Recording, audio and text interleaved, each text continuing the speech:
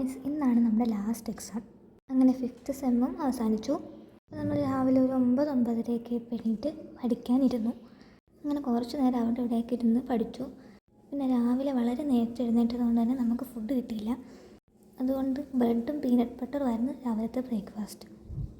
ഒരു 10-12:30 ആയപ്പോഴത്തേക്കും നമ്മളെല്ലാവരും കൂടി ഒരുങ്ങി നേരെ കോളേജിലോട്ട് പോയി. അങ്ങനെ നമ്മൾ പയ്യെ നടന്ന് കോളേജെത്തി.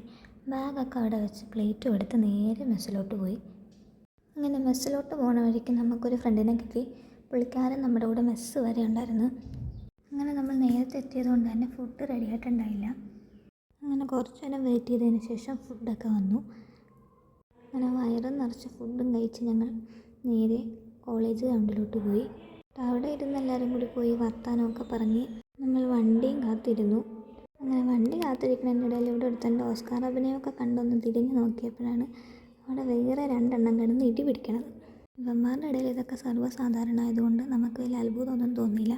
അങ്ങനെ അവരുടെ തല്ലുപിടുത്തം ഇങ്ങനെ ആസ്വദിച്ചുകൊണ്ടിരുന്നപ്പോഴാണ് നമ്മുടെ ബസ് വന്നത്. അങ്ങനെ ബസ് വന്ന് ബസ്സിൽ കയറി നമ്മൾ എക്സാം എഴുതേണ്ട കോളേജിലെത്തി. എന്നിട്ട് എക്സാമൊക്കെ എഴുതി.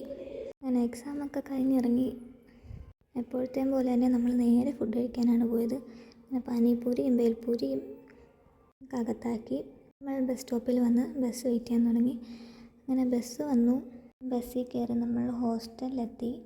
എൻ്റെ അടുത്തുള്ള കടയിൽ പോയി ഒരു കാപ്പിയും ഒരു മാഗിയൊക്കെ കഴിച്ച് പശുവും പേനയൊക്കെ കണ്ട് നമ്മൾ നേരെ ഹോസ്റ്റലിലോട്ട് പോയി.